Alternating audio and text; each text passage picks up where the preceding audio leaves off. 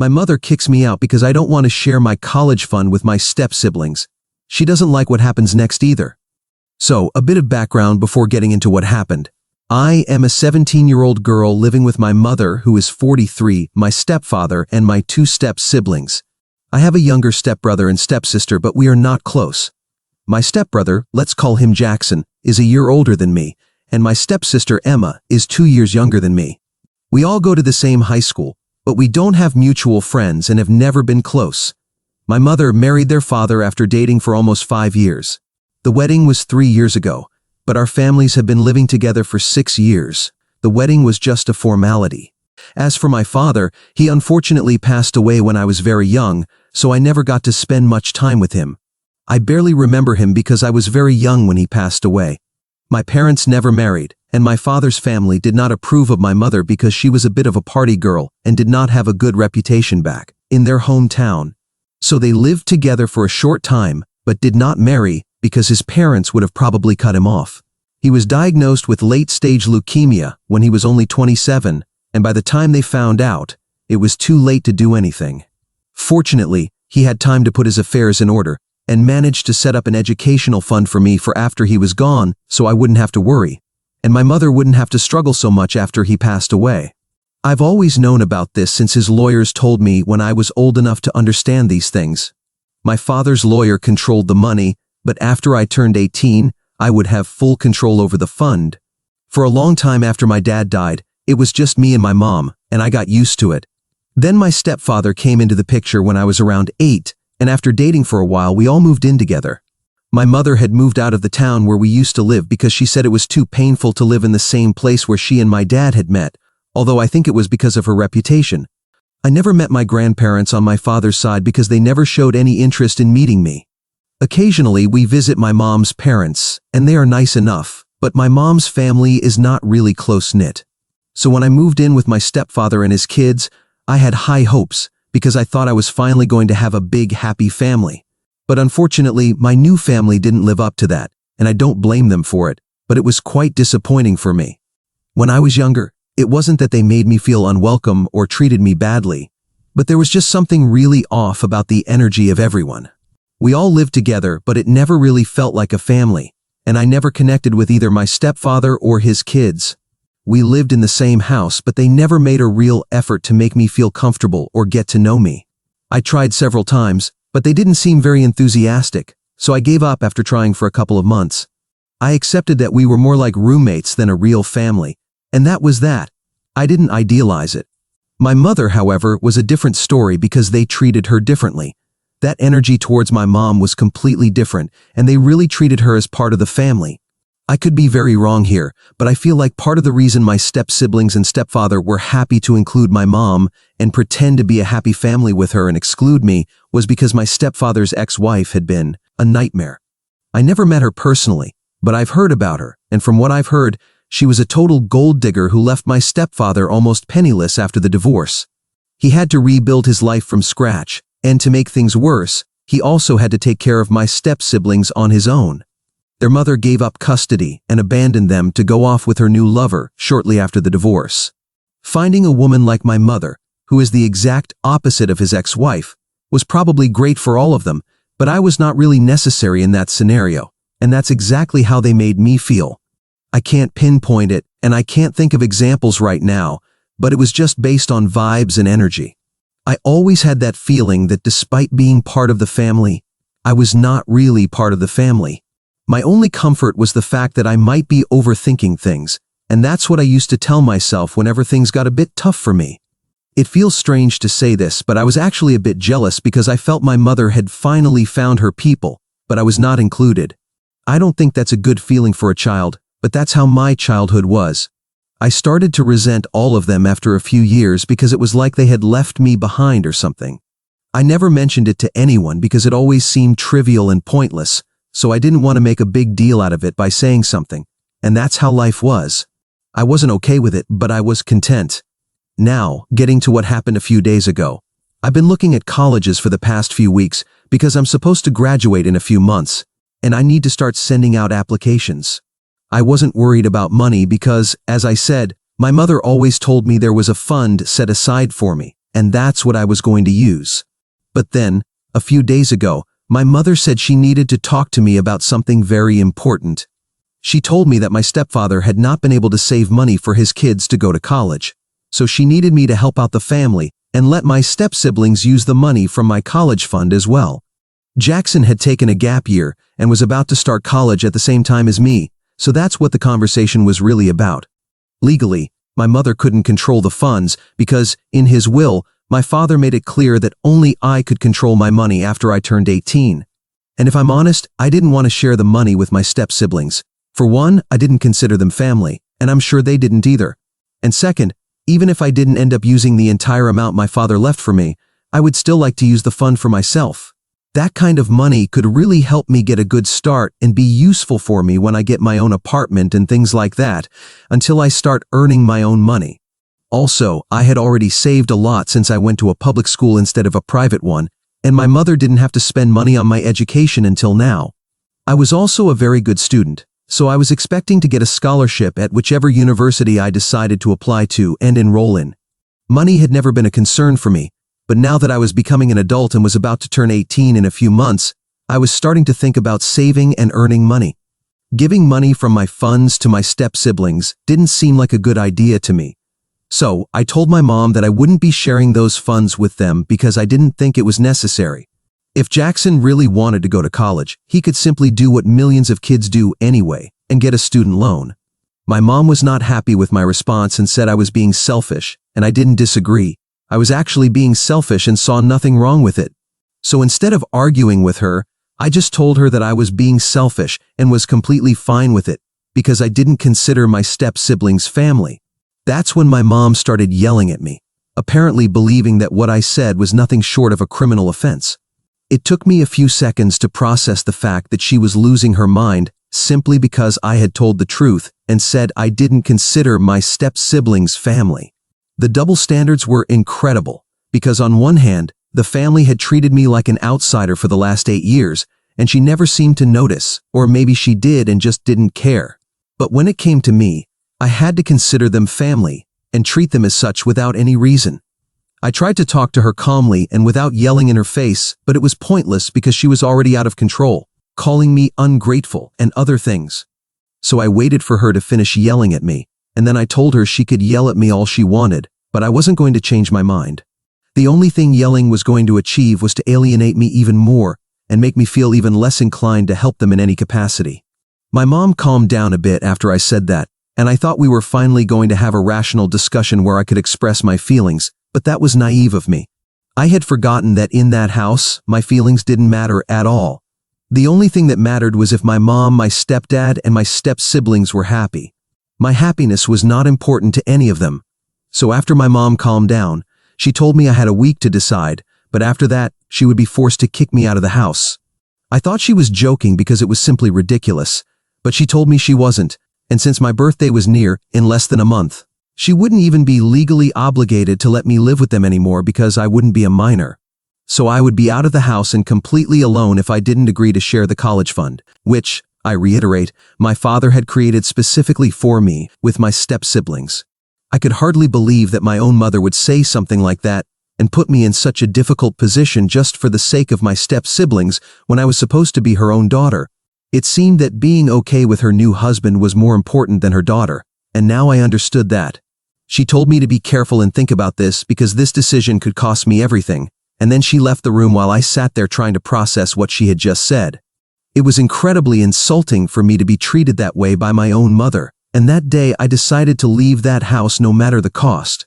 So I started talking to my friends and told them I needed help finding my own apartment because I planned to move out by my 18th birthday. I told them everything my mom had said and explained the urgency of the situation. I knew that once I turned 18, I would get all the money and then be able to control where I spent it.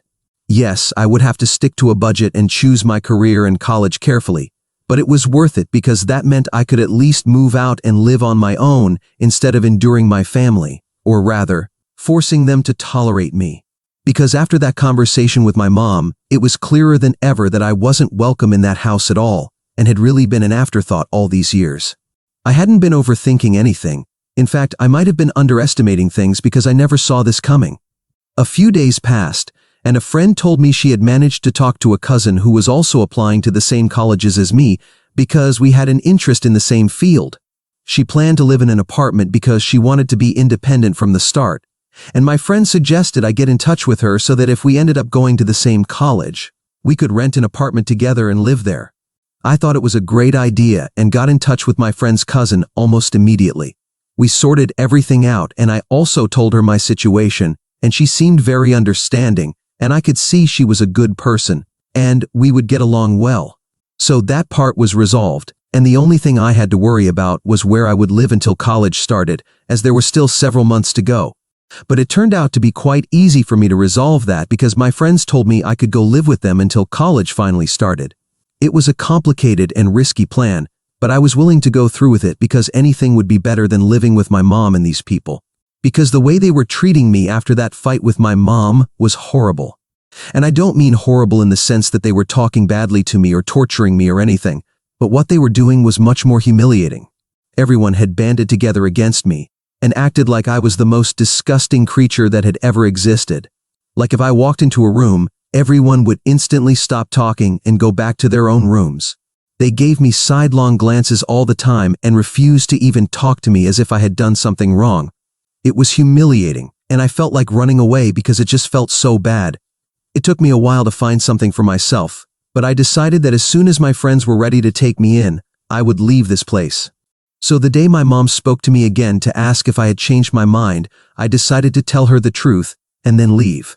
I told her that I hadn't changed my mind and that I was really going to leave this place. I told her that the way she and her family had been treating me over the past week was nothing short of psychotic, and I couldn't keep putting up with it. I told her I had already talked to a couple of friends and would be living with them until I could start college and move out of here.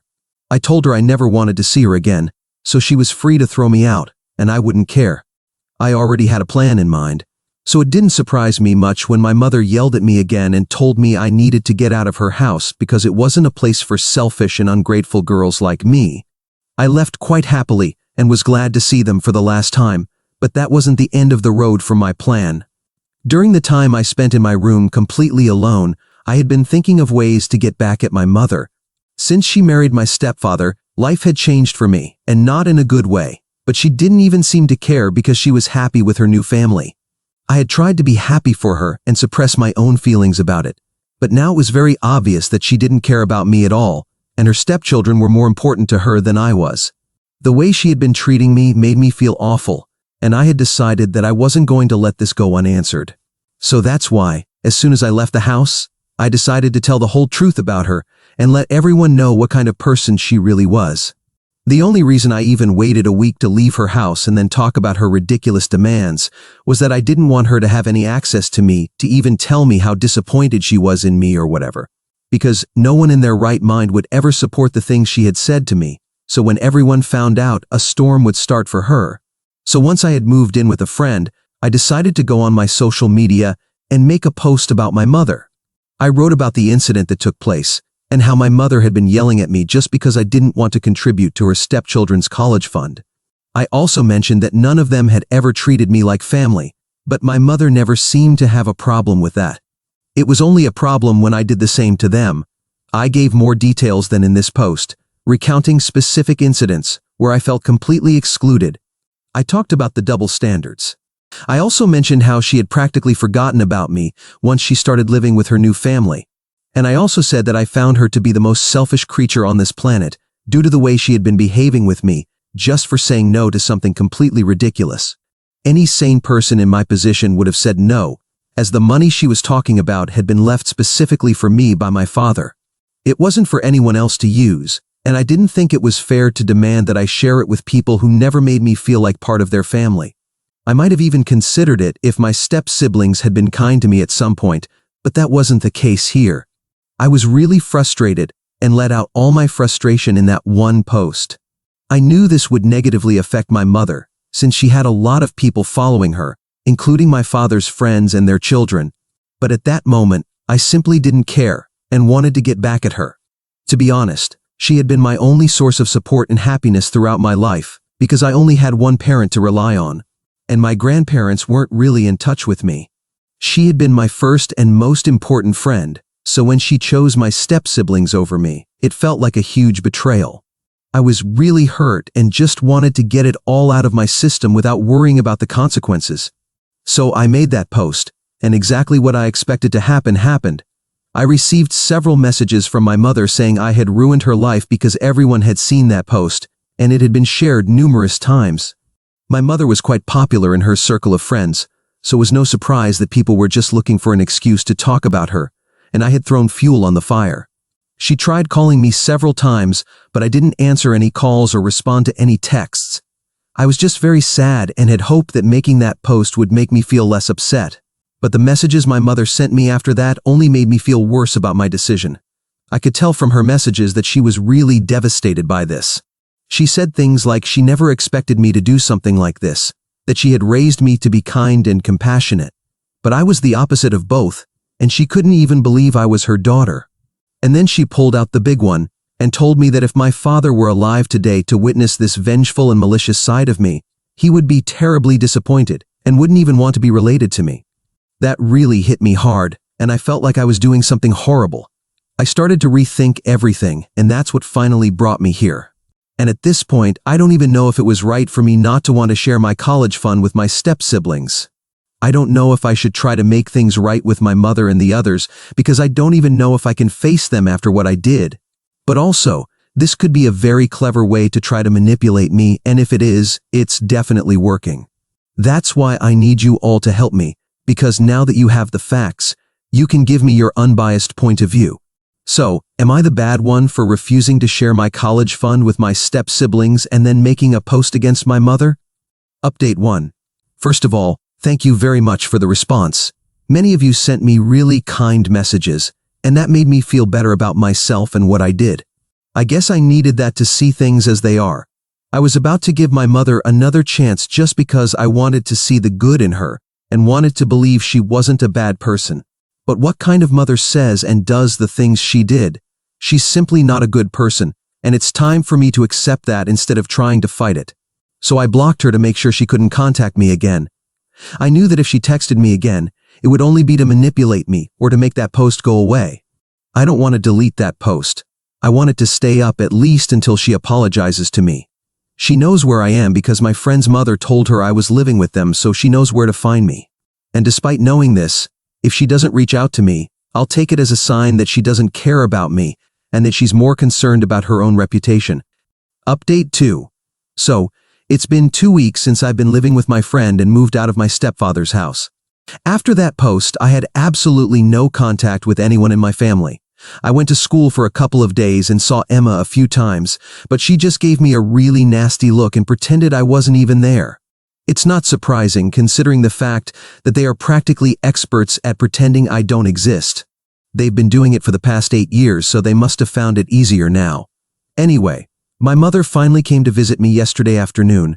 She arrived here with a black plastic bag that people usually use for garbage and left it in the living room, saying it had all my remaining things in it, basically everything I couldn't pack in my bag when I left home. I felt a bit insulted that she had used a garbage bag to pack my things, and it was much more insulting when she dumped it all on the living room floor, leaving me to pick it up. My friend and her parents, who saw all this, were horrified. They didn't like my mother's behavior at all and really took the time to argue with her about it. They told her that considering the fact that I was her only daughter, she should have more compassion for me instead of treating me like trash. They really scolded her, but she didn't take it well. She told them they had no right to talk about how to raise her daughter when they were the ones harboring a delinquent like me. I almost laughed when she said that because I was far from being a delinquent. I was literally an outstanding student, and she knew it. I almost mentioned it myself, but I didn't have to, thanks to my friend who defended me. She told that to my mother, and also that she was grateful her parents were nothing like my mother and had a heart. It turned into a kind of fight where my friend's parents threatened to call the police, so, reluctantly, she left. I was really grateful for my friend and her parents. I don't think it was really necessary for them to take my side, but they did, and I couldn't be happier about it. This is probably the first time in my life that I have someone who fights for me on my behalf, and it was really touching. But anyway, I don't think my mother will come back soon because after the welcome she received yesterday, she wouldn't dare show up here again. And I really hope she doesn't show up because I'm tired of the drama now.